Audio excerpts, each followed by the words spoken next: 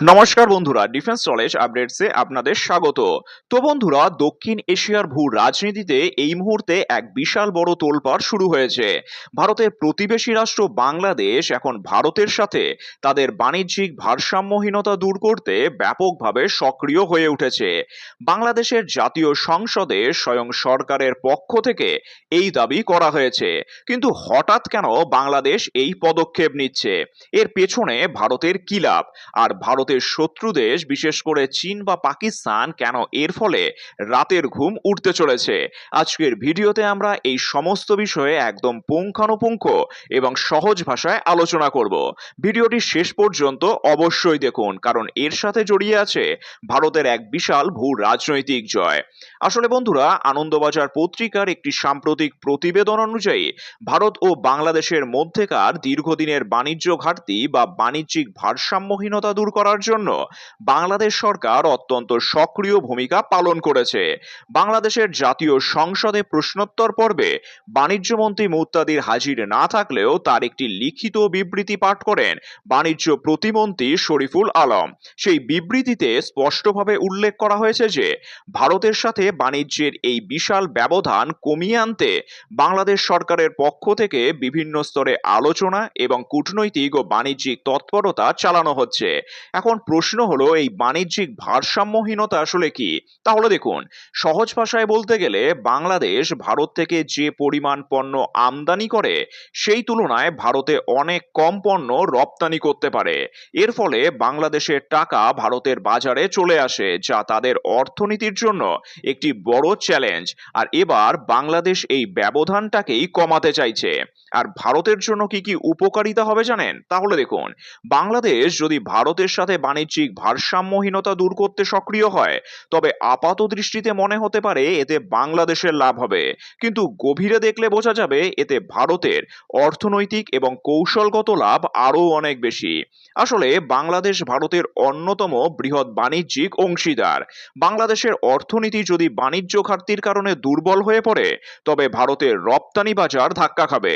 আর বাংলাদেশ স্বাবলম্বী হলে ভারতের বাজারে স্থায়িত্ব বাড়বে। এছাড়াও ভারত ও বাংলাদেশ ইতিমধ্যেই নিজেদের নিজস্ব মুদ্রায় অর্থাৎ রুপি ও টাকায় ব্যবসা করার কথা ভাবছে বা শুরু করেছে।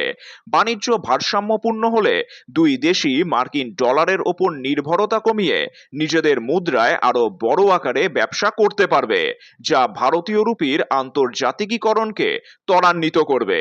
আর বাংলাদেশের সাথে সুসম্পর্ক এবং ভারসাম্যপূর্ণ বাণিজ্য বজায় থাকলে ভারতের উত্তর পূর্ব রাজ্যগুলো যেমন আসাম, ত্রিপুরা, মেঘালয় বাংলাদেশের বন্দর ও ট্রানজিট রুট ব্যবহার করে সস্তায় ও দ্রুত পণ্য আদান প্রদান করতে পারবে। আর ভারতের শত্রু দেশগুলোর, বিশেষ করে চীনের কপালে কেন চিন্তার ভাঁজ পড়েছে জানেন? তাহলে দেখুন, এই পুরো ঘটনার পেছনে ভারতের শত্রু দেশ বা প্রতিযোগী দেশগুলোর জন্য রয়েছে এক বিশাল ভূ রাজনৈতিক ধাক্কা। বিশেষ করে চীনের জন্য এটি অত্যন্ত চিন্তার বিষয়। তার কারণ হচ্ছে, চীন সবসময় ভারতের প্রতিবেশী দেশগুলোকে যেমন শ্রীলঙ্কা, পাকিস্তান, মালদ্বীপকে বিপুল পরিমাণ ঋণ দিয়ে নিজের কবজায় নেওয়ার চেষ্টা করে। বাংলাদেশ যদি ভারতের সাথে বাণিজ্য ভারসাম্য ঠিক করে এবং নিজের অর্থনীতিকে মজবুত করে, তবে তাদের চীনের কাছ থেকে চড়া সুদে ঋণ নেওয়ার প্রয়োজন পড়বে না। এছাড়াও ভারতের শিলিগুড়ি করিডোর অত্যন্ত সংবেদনশীল একটি এলাকা। চীন সবসময় চায় বাংলাদেশের ওপর প্রভাব বিস্তার করে ভারতকে এই দিক থেকে চাপে রাখতে। কিন্তু ভারত ও বাংলাদেশের বাণিজ্যিক ও রাজনৈতিক সম্পর্ক যত মজবুত হবে, চীনের সেই মনস্কামনা ততই ধুলোয় মিশে যাবে। এছাড়াও চীন বঙ্গোপসাগরে নিজের প্রভাব বাড়াতে মরিয়া, কিন্তু বাংলাদেশ ভারতের সাথে অর্থনৈতিকভাবে জড়িয়ে থাকলে চীন সেখানে সামরিক বা কৌশলগত ঘাঁটি তৈরি করার কোনো সুযোগই পাবে না। এছাড়াও দক্ষিণ এশিয়ার রাজনীতিতে প্রায়ই ভারত বিরোধী বা ভুল রাজনৈতিক কার্ড খেলা হয়।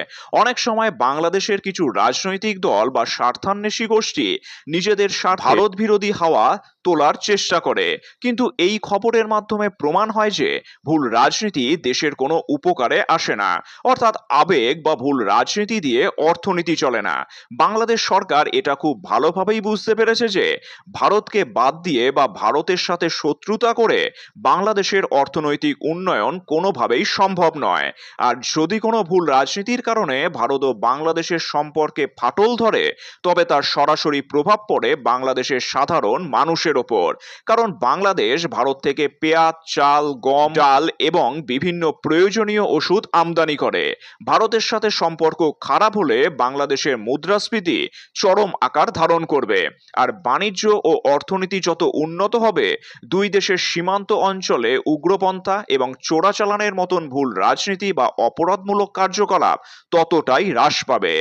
আনন্দবাজার পত্রিকার এই খবরটি কেবল দুটি দেশের ব্যবসার কথা বলে না, এটি দক্ষিণ এশিয়ার ভবিষ্যৎ রাজনীতির এক নতুন দিশা দেখায়। বাংলাদেশ ভারতের সাথে বাণিজ্য ভারসাম্যহীনতা দূর করতে যে তৎপরতা দেখাচ্ছে, তা দুই দেশের বন্ধুত্বকে আরো এক ধাপ এগিয়ে নিয়ে যাবে। এতে ভারতের অর্থনীতি যেমন মজবুত হবে, তেমনি সীমান্ত নিরাপত্তা সুরক্ষিত হবে এবং চীন পাকিস্তানের মতন শত্রু দেশগুলির সমস্ত চক্রান্ত ভেস্তে যাবে। তো বন্ধুরা, আপনাদের কি মনে হয়, ভারত ও বাংলাদেশের এই বাণিজ্যিক সমীকরণ কি আগামী দিনে এশিয়ার অর্থনীতিতে একটি নতুন ইতিহাস তৈরি করবে? চীন কি এরপর কোনো নতুন চাল চালবে? আপনাদের মূল্যবান মতামত নিচে অবশ্যই কমেন্ট করে জানাবেন। আর ভিডিওটি ভালো লাগলে একটি লাইক করুন, বন্ধুদের সাথে শেয়ার করুন এবং এই ধরনের আরো ভূ রাজনৈতিক ও তথ্যমূলক ভিডিও পেতে চ্যানেলটিকে অবশ্যই সাবস্ক্রাইব করে রাখবেন। ধন্যবাদ। জয় হিন্দ।